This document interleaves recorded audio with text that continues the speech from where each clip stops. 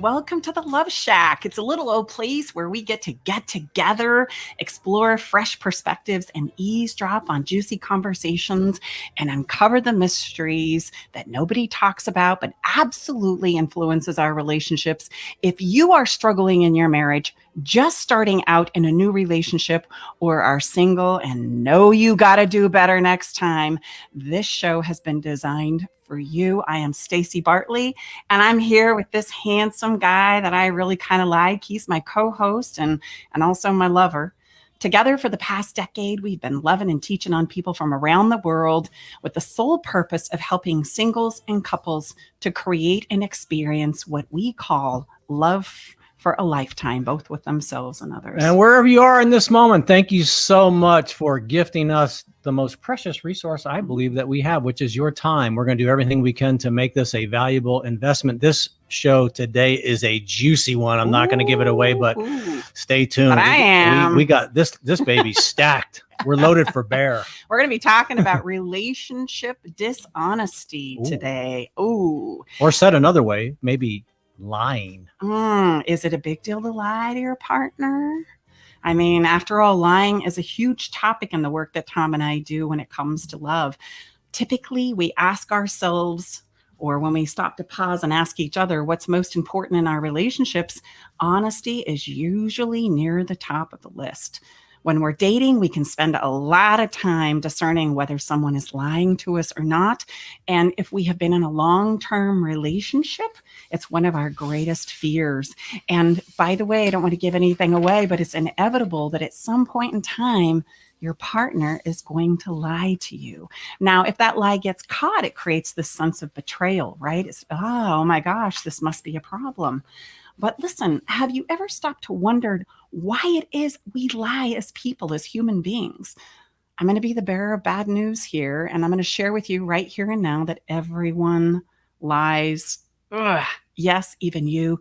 Some people simply lie more than others. And if I were to point out that lying is usually a sweetheart message, you would probably think that I'm crazy and have no idea what I'm talking about, because everyone can relate to the pain of being lied to. Well, I'm not going to ask you to take it from me. We have an incredible guest who just happens to be a lie detective, an expert on the matter. And we're going to come back in just a moment after our quick break and have him join us with the show. And he's going to tell you all about it. So join us for Is Honesty in Your Relationship a Big Deal? I don't know. You'll have to join us to find out. We'll be right back.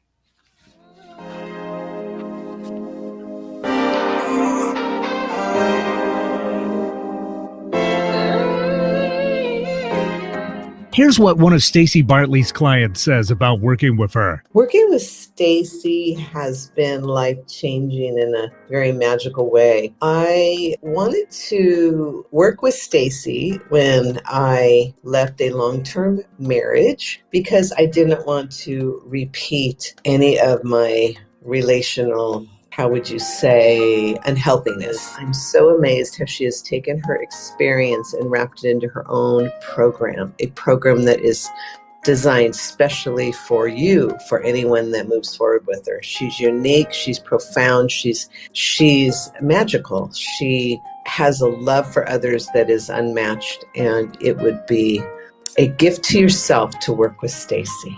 To book your 30, 45-minute, or 60-minute session with Stacy, go to stacybartley.com/checkup. Hello, I'm Nathan Mum. Join me and Mike Raday as we host a weekly technology show that talks about technology for the everyday common person. We are a live radio program that airs Saturday from 4 to 5 p.m. on YouTube, Facebook, and Twitch. If you go to facebook.com/TechTimeRadio, youtube.com/TechTimeRadio, or twitch.tv/TechTimeRadio, you can catch us live Saturdays from 4 to 5 p.m. You can find us at all podcast services online, from Apple to Google and everything in between. Are you ready for something real, raw, upfront, and honest? Then tune in each Wednesday at 2 p.m. right here for Love from the Hip. I'm spiritual hypnotherapist, master esthetician, and the host, Sakura Sutter. This show is unlike anything you have ever heard. and was created to help others to help themselves. Hear me follow up with guests I have hypnotized and see how it has improved their lives. I will also spotlight amazing people from around the world, their skin tips, live readings, and answers to life's burning questions. Join us each Wednesday at 2 p.m.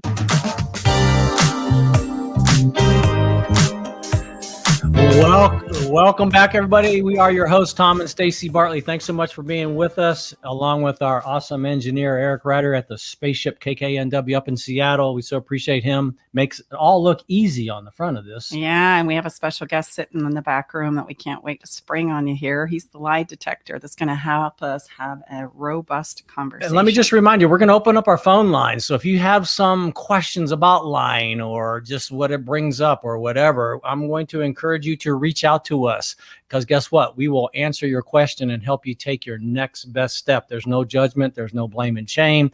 Again, we are what we like to say as neutral and objective as we can be. And that number is 425-373-5527. And just so you know, you can just jump right. Our Eric's going to answer the phone and just jump right into what your question is. You don't even need to say who you are or where you're from. Yeah, 425-373-5527, in case you were thinking, I wish they'd say that number again.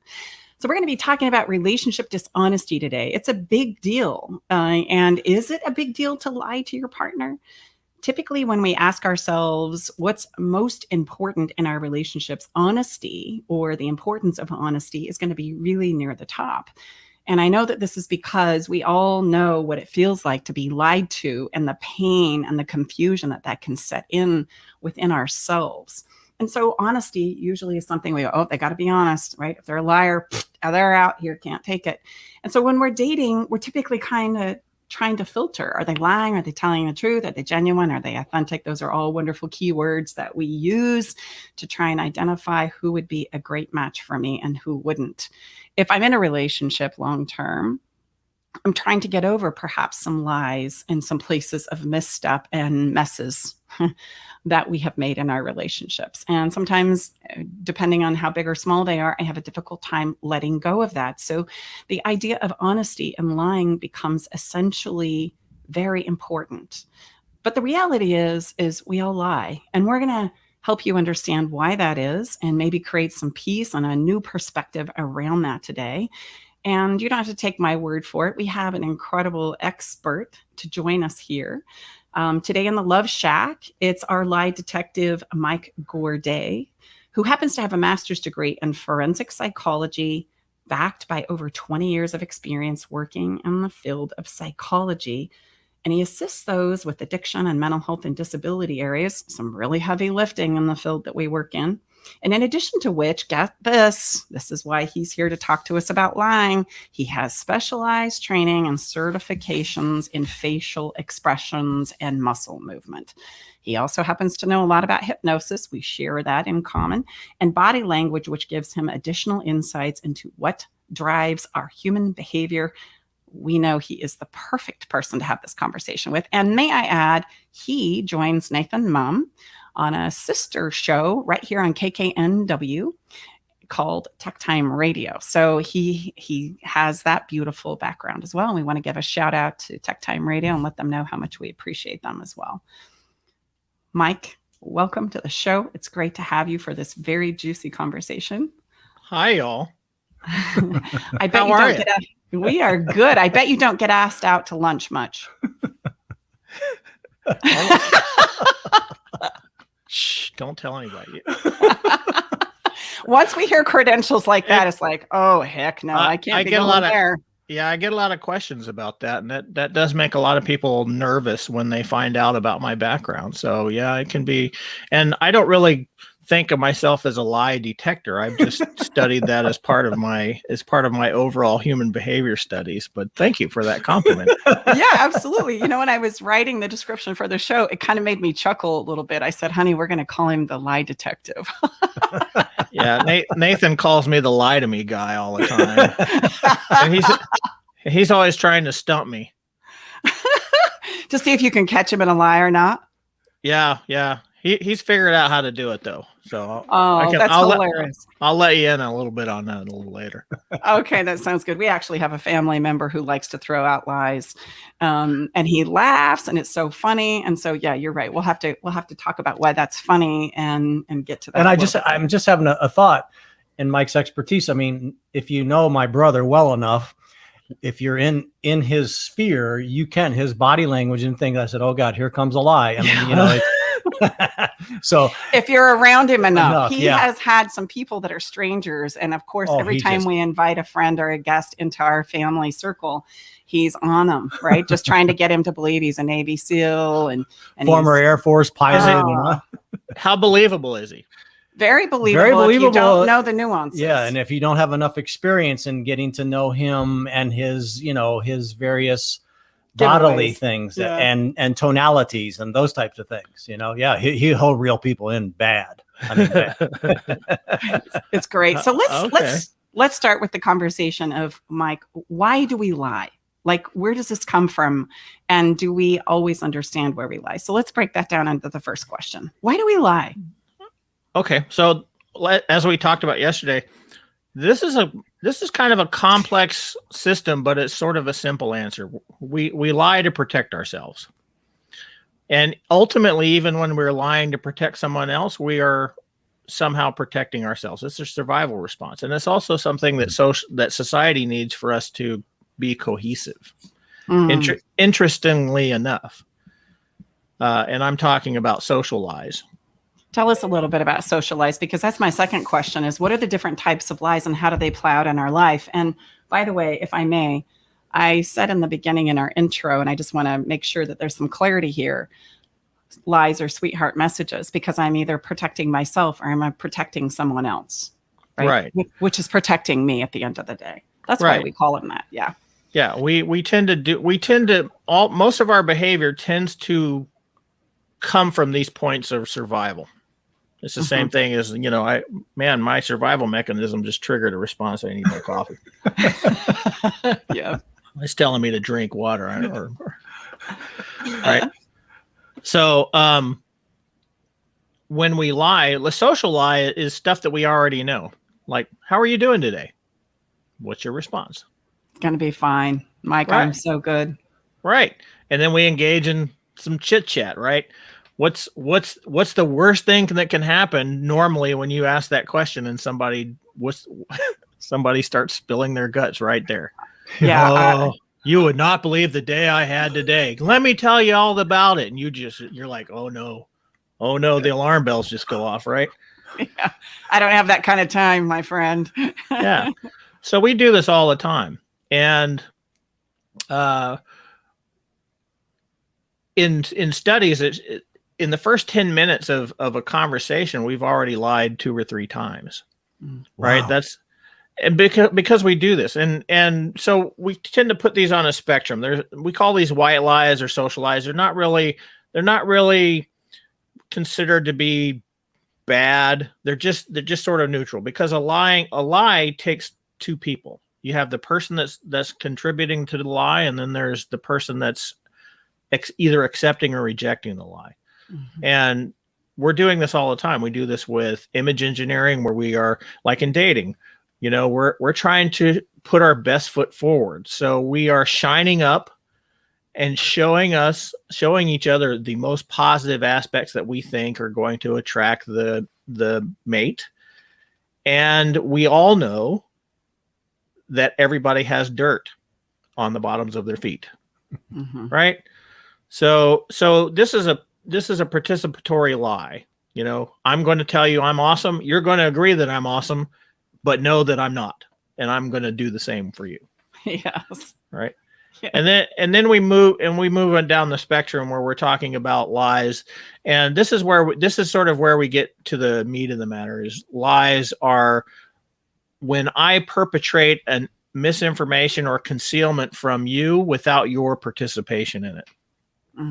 So that means, right, I'm going to tell you, oh, I'm a Navy SEAL, and string you along. Or in the case of relationships, no, I'm not cheating. Or no, I'm not doing whatever. I didn't spend all that money. No, I'm not doing porn. Right. I'm not watching porn. And we do that because what happens if I admit that? Part of us is going, well, I'm going to really hurt that person that I'm telling. Right. Mm-hmm. And that's something that we consider, but ultimately they're going to know that I'm not a good person, or I'm going to feel guilty, or I'm going to be responsible for this pain. And I don't want to deal with that. Mm-hmm. Kind of goes into this idea of, I don't want you to think less of me. Yeah. There's the perspective I have of myself, but there's also the perspective I want you to have of me. Right. Because one of our greatest drives in life is to belong. Mm-hmm. We need relationships, and it's an interesting thing when we think about it in terms of like political parties fighting each other and everything. We still desire each other's needs, right? We still desire those people to accept us. But when they don't and they reject us, we get angry and we start firing back because we want them to accept our way of thinking, and vice versa. That's how we get into these conflicts. So you're seeing this across every human facet where we're doing these sort of I want to be acceptable to you. I don't want to be rejected by you. And then so we have that social piece, and then the other piece is a hierarchical piece, right? We desire individuality. We want to do things that are seen as positive, and we have a need for some sort of power and influence over other people. So, like chickens, we try to find our pecking order. We're trying to figure out where we belong in these social schemas, and part of those schemas is lying. Mm-hmm. Well, if to get, to convince you that what I'm doing is okay, to convince you that who I am is okay, to convince you that how this is affecting our relationship is okay, right? So that I can continue to do what it is I want to do. Right. And that's the generation of it. We are trying to protect ourselves and make ourselves look good. Mm-hmm. As I protect you, because simply as I can possibly put it. Yeah. And I want to protect you too, because it's not that I think it's important for us to highlight here. I don't lie because I want to hurt you. I actually lie because I want to protect you. I know how you're going to feel about this thing that I don't feel is wrong, but I know that you're going to judge me and reject me and not accept me. So to protect myself and you, because I know it's going to hurt you and create problems in our relationship, I'm going to lie to protect you as well. Yeah, there is that component. Yes. Mm-hmm. And how about if your choice is not positive, it's not good for you or for others, and you still lie? Where does that fall on the spectrum? Addiction, maybe? Uh-huh. Okay. Well, and I think this is really important because it's a coping skill for me, mm-hmm. right? It's a real coping skill for me because I feel like I need it. And then I create this story that you just don't understand where I'm coming from. You don't understand me. And I disassociate from you now, and I make a story up in my head that I know this is going to hurt you, but you just don't understand why I need to do this. So I'm going to do this in secret, and I'm going to continue to show up as the person that you've expected me to be in our relationship, and just cross my fingers and hope that this is going to go well. Right. And that's why when we're talking about interpersonal relationships, we want to be as authentic as we possibly can. But, as we discussed, my version of reality is not yours. Mm-hmm. So even our realities are perceptually different, so that there is always going to be a lack of understanding. And one of the things that we were talking about is that I could look out the side and see green as the color of the sky, and I know that everybody else sees blue. Because that's what they've told me. Because that's what they've told me. That's what all the history books say. That's what everything says. It doesn't matter what we say. The fact of the matter is if I look out and I see green, that's my reality. And then it depends on how I'm going to function in my reality compared to other realities, right? So if I want to be acceptable by blues, I'm going to lie and say that I see blue. If I want to stand out from the blues, I'm going to say I see green, and then they're going to treat me differently. And so that's sort of the simple, very simple formula that we kind of go through. Is this going to create pleasure in my life, or is this going to create pain in my life? And depending on which one that my brain predicts will happen, I act accordingly. Mm-hmm. I agree, because that's as difficult and as hard as it all is, right? When the human motivation, emotional body kicks in, is this going to take me to where it is I think I want to go, or is it going to prevent me from where it is I want to go? And we can make up all kinds of stories about whether to go or not go. I call it the start or not stop, start or stop. I'm sorry. Yeah. Start or stop. It's the hardest thing we ever do. Start something or stop something. Yeah, that's where our consciousness really plays a really large part in how we move through our environment, right? So if I decide to stand on the green color, that means I have to consciously defend that, and I have to consciously continue to say that that's green, even though my emotion responses are going up and down and back and forward and all this other stuff. It's the same thing with love, right? How do we define that? We often define that as a feeling, but there's these deeper concepts of love that we have to define through a conscious frame, right? I love this person even though I'm really pissed off at them.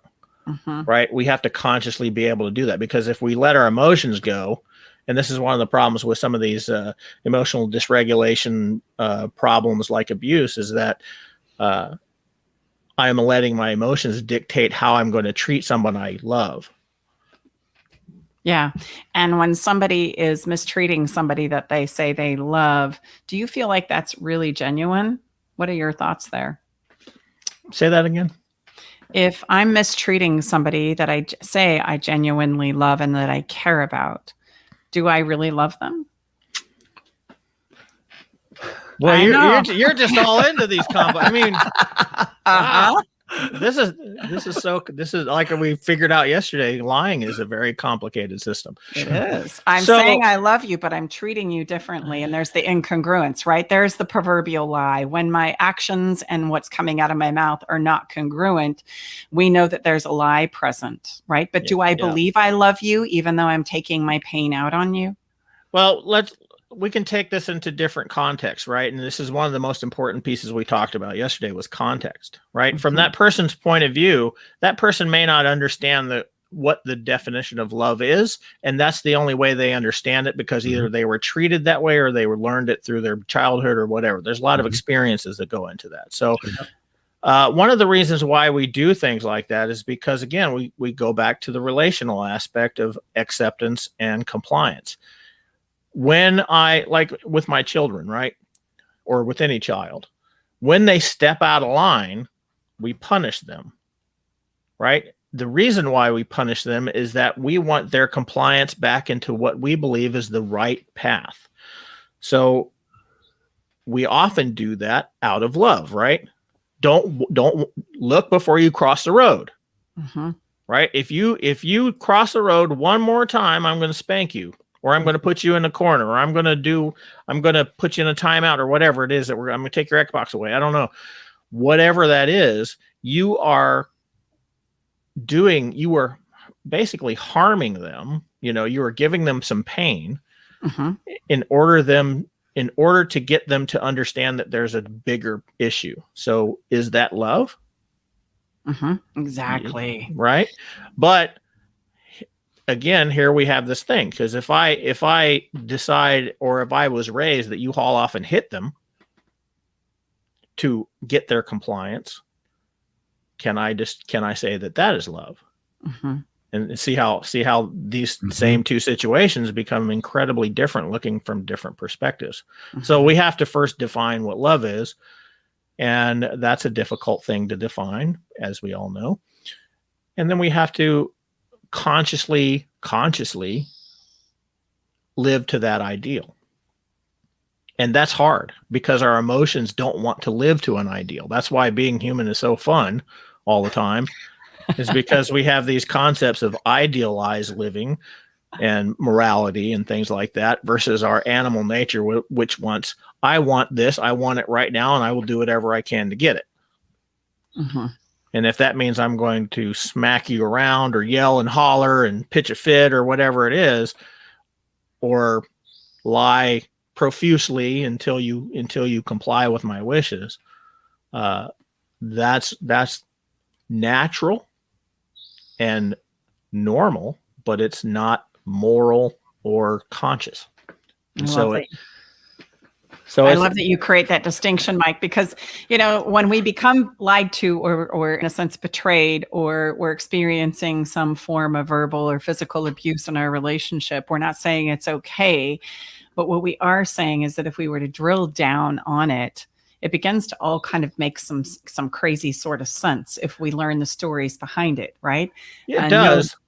Yeah. In no way am I condoning that kind of behavior. If you're in a relationship that relies on that version of love, right, I would say get the hell out of there. Yes. Mm-hmm. And that is a very difficult proposition, because a lot of people in abusive relationships continue to return to those relationships. So mm-hmm. Mm-hmm. Well, and it's usually because I don't have the skills to like advocate for myself. I don't have the skills to feel like I'm worthy of something better.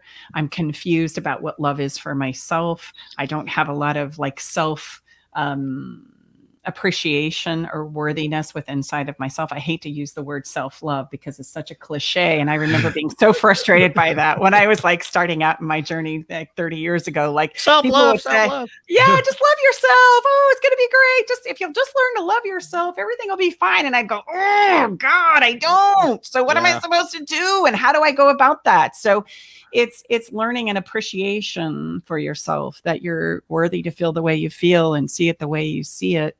And that's where we begin, right? And yeah, all right. Go ahead. Here's the irony of all that. We're trying to find these simple ways of thinking because that's the way our brain works. But when we do that, we shortchange what we're doing. So give me an example. Well, just love yourself. What does that even mean? Yeah. Right. What does that mean? Does that mean that I take showers every day? Does that mean that I buy the expensive lotion? Yeah. What does self-love mean? Right. And what I said, one of my biggest sayings when we talk about lying is the biggest lies that we tell are the ones we often tell ourselves. Mm-hmm. Right. And that's part of that dynamic where my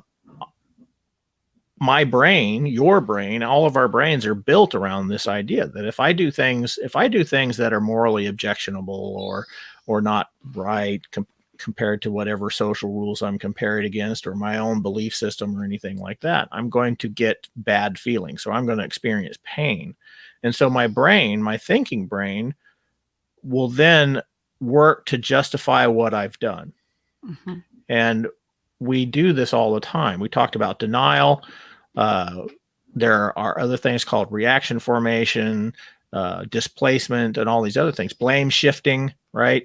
So it's not when we have a relational problem, like somebody in the relationship is feeling neglected, and the person that is doing the neglect will justify the behavior, right? Mm-hmm. Irrespective of the person's feelings. It's like, I don't feel like you love me anymore. I totally love you. I just have a lot of work to do.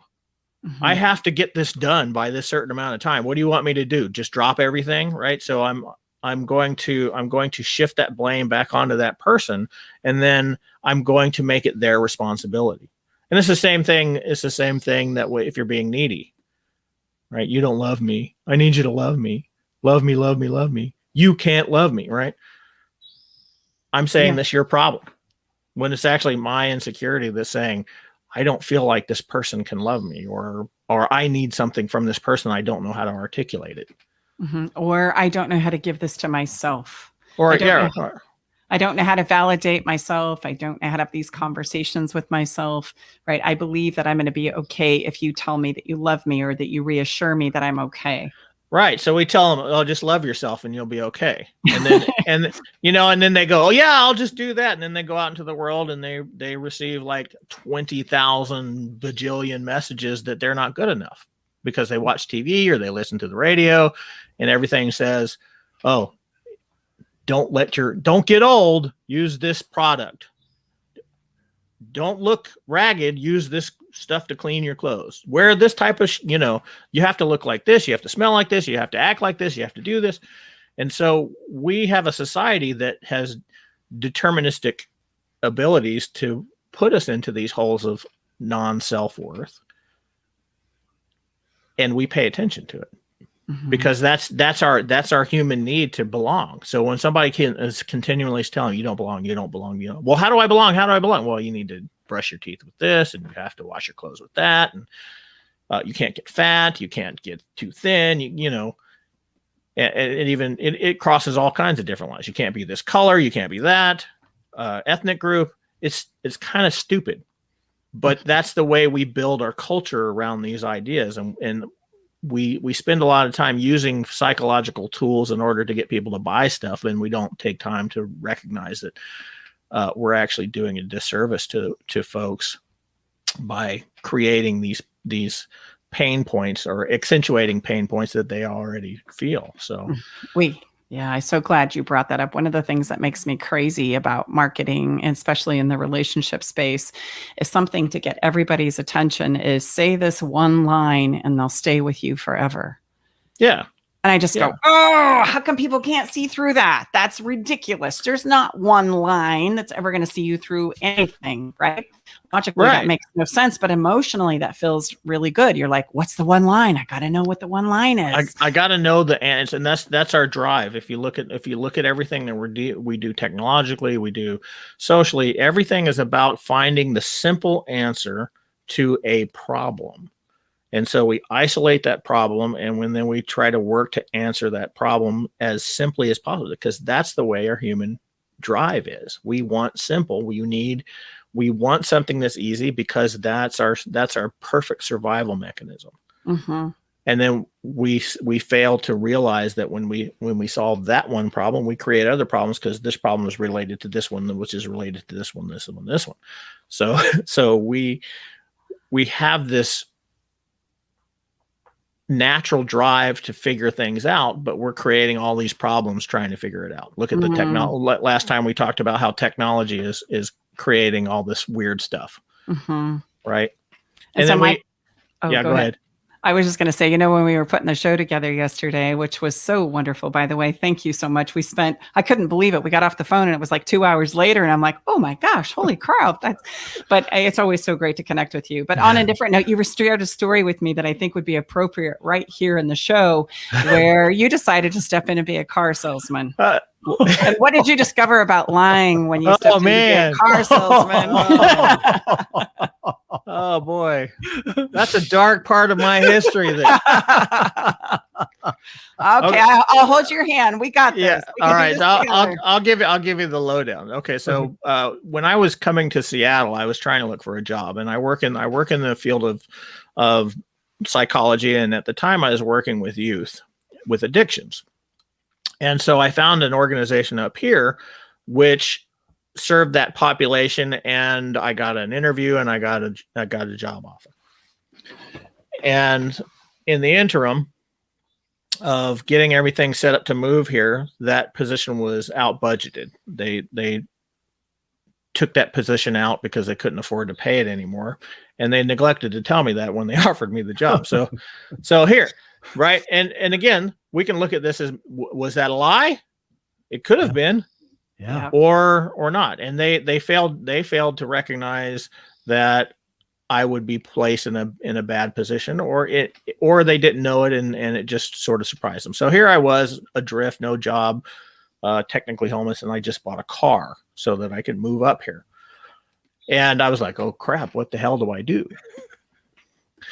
And I just bought a car. And one of the things that I had done while I was buying that car is I I don't know if anybody has bought cars here before, and the painful experience that can be while you're waiting around for everybody, because they keep you waiting, and that's a purposeful thing. So you go to a dealership, to buy a car, and regardless of the fact if you've landed on a car you like, they will still draw that time out, just making it's just insufferable. And there's a reason behind that. So what is it? My brain wants to know. It's really to have it's really to emotionally dysregulate you so that you're more amenable to what they want you to do. Right. So if you're upset or getting tired and anything, they're going to be able to suggest, well, you need an undercoat, and it's only going to cost this much a month. Okay, just put it in the damn contract, and I want to get the hell out of here. Yeah, I got it. And I don't know that they know this consciously, because this is such an unconscious process. But one of the things that I did was I was peppering the salesman, just questions after question after question after question. What do you like doing? You like it? What do you do? Do you live by yourself? What blah, blah, blah, right? So I was faced with this thing where I either had to stay where I was or move to Seattle, and I decided I was gonna move regardless. And so I started calling all the local dealerships and asking them what it was like to sell cars. And like I told you, I got a lot of cussing out, and I got a lot of hanging up because I wasn't interested in buying a car. But I got two people that told me what it was like, and the second guy offered me a job. And I was like, okay, I'll do that. So here I am. I come to Seattle, and I'm a car salesman. I figure I'm a psychology student of psychology. I should know how to do this. I'm a pretty honest guy. I really do like people and want to help them. So I think all this is going to be my thing. What happened?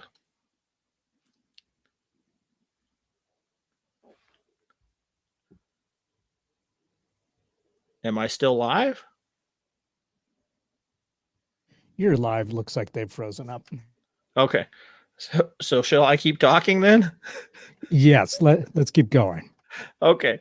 So I get here, I engage in this process, and I am really given a huge slap in the face, because none of that stuff seems to work. In fact, the more I try to be nice, the more people think I'm a liar, and the less I didn't sell anything.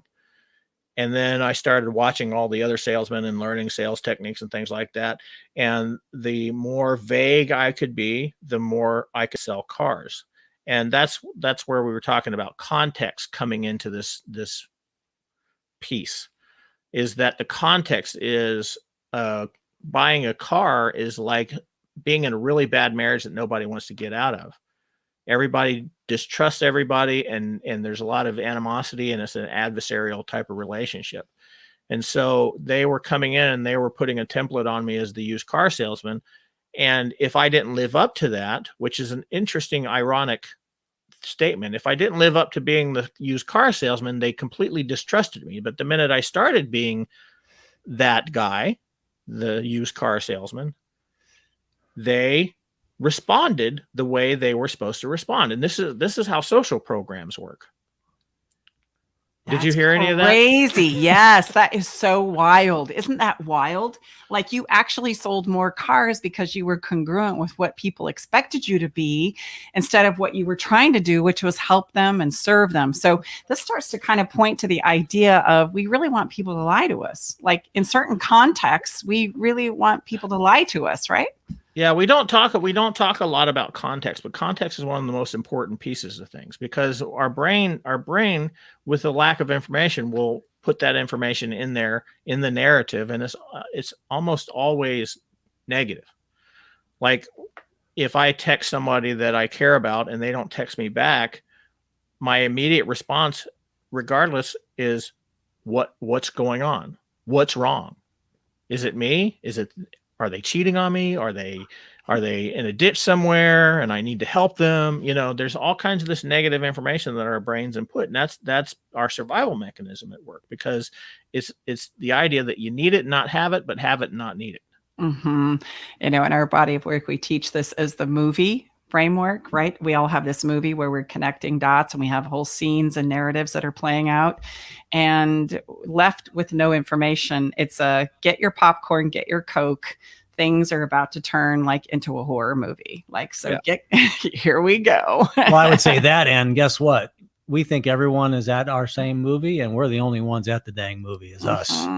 Yeah, that's called illusory superiority bias. I love that. That's a wonderful term. As we kind of bring this into landing this conversation, let's talk about some things that we can do if maybe I find somebody that I'm in a relationship with, or somebody that I'm potentially thinking about being in a relationship with. How do I navigate maybe some lies that are going on? How do I also do some self-reflection in regards to, oh gosh, so if everybody lies, am I lying? And at what point in time in that lie do I need to clean it up, right? Do I need to clean up a mess? And well, you're coming from the liar perspective, the obvious answer is don't do it. I mean, there's always going to be the social lies. How are you doing today? I'm fine. How do I look in this dress, or how do I look in these jeans? Right. That we talk, this is the perfect idea about how do we navigate this? Do I lie? Do I tell the truth? Do I tell my version of the truth? Am I brutally honest? What do I do? Yeah. Right. So from that perspective, the person that's given the opportunity to lie, it's really comes down to understanding and being able to identify the motivation for it, and then not doing it. And then if you have done it, cleaning it up, the quicker you do that, the better. And I say there's a bell curve there. You can have a lie, and there's a certain amount of time that can go by that you maintain that lie, and maybe it doesn't matter to that person anymore. Right? But you don't get to determine what that bell curve is. So if I lie to somebody that I care about, the best thing for me to do is come clean as soon as possible, because that shows them that I do care about them enough to be honest with them. I'm not trying to hurt their feelings, and by doing so, generally speaking, somebody is going to respect the fact that I told them sooner rather than later. Mm-hmm. And finding out by the person who has lied to you is so much better than finding out some other way. Yeah, because they always surface, right? My mom used to have a saying that it all comes out in the wash. Mm-hmm. And it really does. It's only a matter of time before we give ourselves away, because I think at the end of the day, just energetically, emotionally, if we get into like universal physics and quantum physics, my soul, myself really wants me to be in alignment with who it is I have the capacity to be. And in spite of our thinking or our logic, right, or our minds, we give ourselves away. And Freud, I love this quote by Freud that says, "No mortal can keep a secret. If his lips are silent, he chatters with his fingertips." And I believe that this is why, because the self, the soul, whatever we want to call that aspect of ourselves, is constantly trying to get us to align with who it is we are and who it is we have the capacity to be. That is the point, right, of this expression or this experience on the planet. And so it's so much better if we can take that leap on our own. So I think what you said there's a couple things that as we land this episode, I want to make highlight of. And it would be fun if each of us kind of take a takeaway from this conversation today that we really feel like is the highlight, right? Because we've all had 3 different perspectives, 3 different movies, 3 different understandings of even the conversation that we are trying to share with our audience. I think it's powerful to say, okay, what was your takeaway? What do you feel like is the most important part? Blah, blah, blah. We love to do that every episode. But the thing that I really want to drive home is, number one, we all lie. If somebody has lied to you, take a pause and don't say, "You're such a liar," because that's going to create a fight. A better way to say is, that just doesn't make a lot of sense to me. Can you elaborate? Or help me understand. I feel like there's some incongruence here. Could you elaborate on this? I really want to understand where you're coming from or what motivated you to do X, Y, and Z. And I want to be in your corner. right? Help me Right. understand. Help me be part of the solution instead of calling you on the carpet so that I can feel better, or I can feel Yeah. more powerful, or I can feel in control. It's And not, this, yeah, it's not so much what you say, but how you say it, right? right. And this comes down to learning how to communicate with somebody, because Mhm. we all have different levels of understanding and communication ability. So learning how to communicate it's a process, and it's a lifelong process. Mhm. Exactly, that we get better and better at over time. So yeah, let's voice some takeaways. So Tom, you've not spoke a lot on this episode. You've been listening and kind of taking. Haven't this had a all whole in. lot of opportunity. No, that's not a lie. No, it's fascinating. I just think number one is let's just all come clean. We all lie, but before we, then just tear ourselves apart and down, Or others. none of us can punish the pain out of any of us, including ourselves. Is, a lot of it is done for reasons, but I really like what Mike said.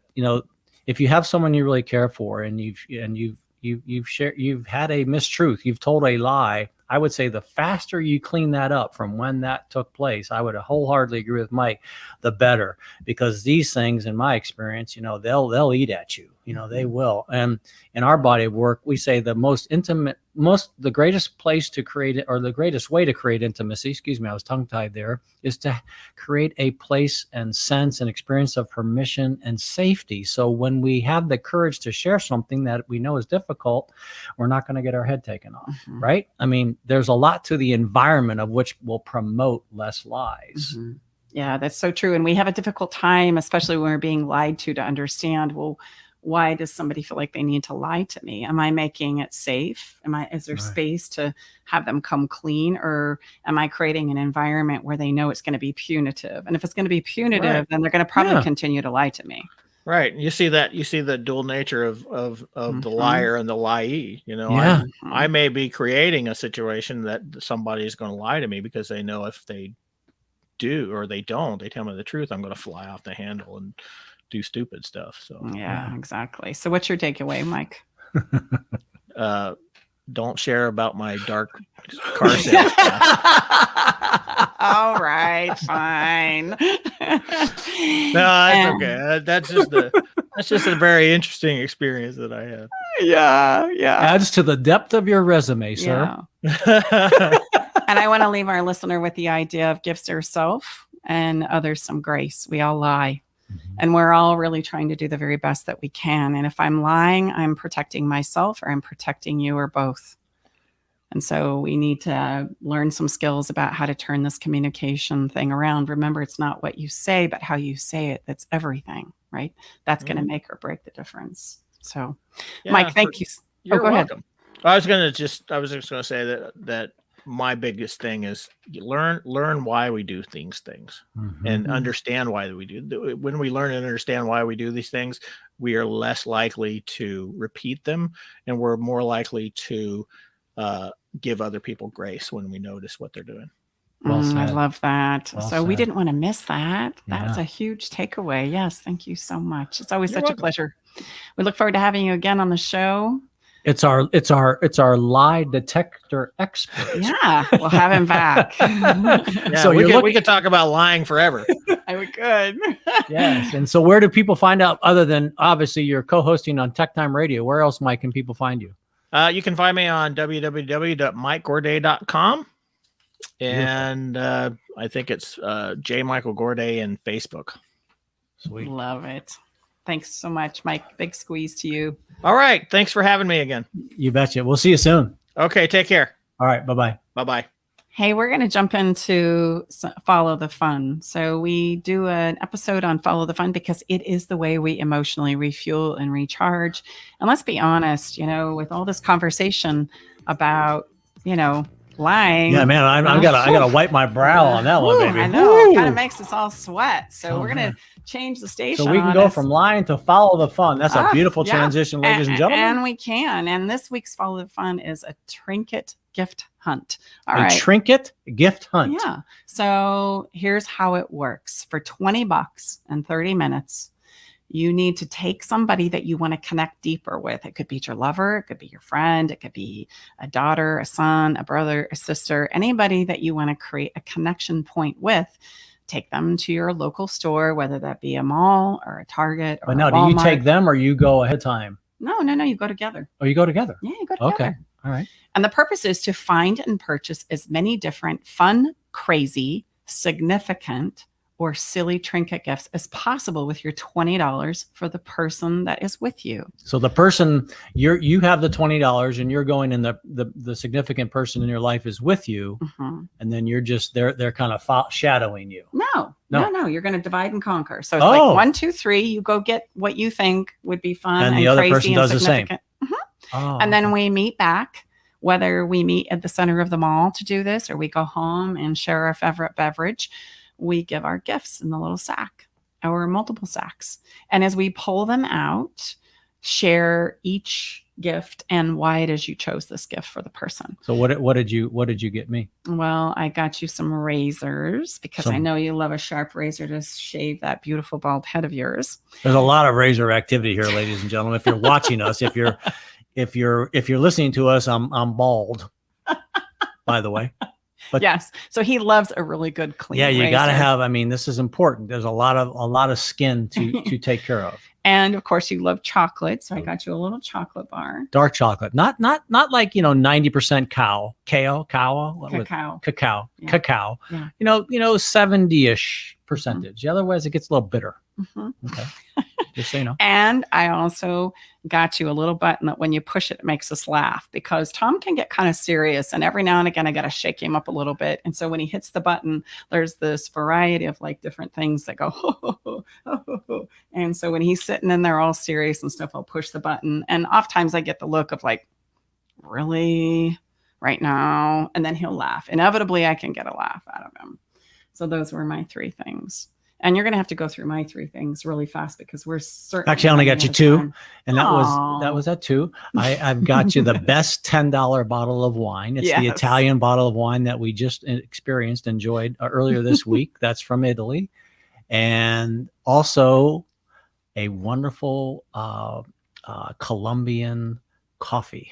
I love coffee. Because we love wine and we love coffee. Yes. So let me ask you, are you stuck because there's nothing to be done, or are you stuck because you want to allow yourself to try something new?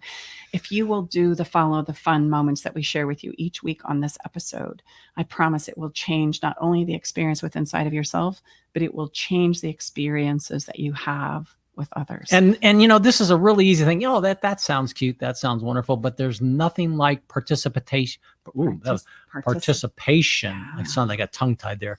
Nothing like a participating. Again, Stacy and I, look, we do this because it's important for us. It's important for any of us. And it really does change up. And it's really not that big. We think it's a big deal, but if you would just step in and do it, it really, really can create a really unique new experience. Yeah, for sure. So if you're not already on our fun list, go ahead and get on there. We give you weekly fun tips as well as we do a giveaway each month. We just did it for July. So go ahead and do that. And here at the end, when we do our intro, it'll give you all the juicy details about how to do that. And as we land this episode today, we now have given you a lot to think about, and we want to give you something to feel. So each week we choose a theme, and there's nothing to help us feel more than music. Music puts us into a different place within inside of our human experience where we get to feel the conversation that we've actually talked about. And as we've talked about lying today, this song, I think, sums it up perfectly, because they're saying, I love you, I remember you, and if I were to ask you if you love me, please lie to me. Tell me that you do, because that's going to help me feel better. Knowing that we all lie and that we have these places where we're trying to sort it out for ourselves, I want you to give yourself some grace, and maybe somebody that you love some grace. And to, as you're sharing our lies or our messes, and we're in an effort of trying to clean them up, may we all seek for understanding instead of the shame and the guilt and the beat up that is traditional around this conversation of lying. You can check out this week's song along with all the other songs from our past episodes by going to our website at stacybartley.com and clicking on the podcast link. And there you will see a beautiful Spotify link that has all of our previous shows with all of the songs that are associated. And I would just share, because I'm Tom, the detail guy, every episode correct me if I'm wrong, Mrs. Bartley, the song for that episode is listed in the show notes. Yes. And why we chose it. Oh, and I forgot to tell you what the song is, for God's sakes. It's 5 SOS Lie to Me. Go check it Awesome. out. Well, you know what? We're going to land this episode. Thank you so much for being here. That takes care of this week. We will see you the same day, same time. If you're listening to us live next Thursday, 1 p.m. Pacific Standard Time. Otherwise, you can catch us wherever you listen to podcasts. Yeah, and thank you so much, Mike Gorday. Yes, thank you, Eric Ryder, our incredible engineer. See you next week.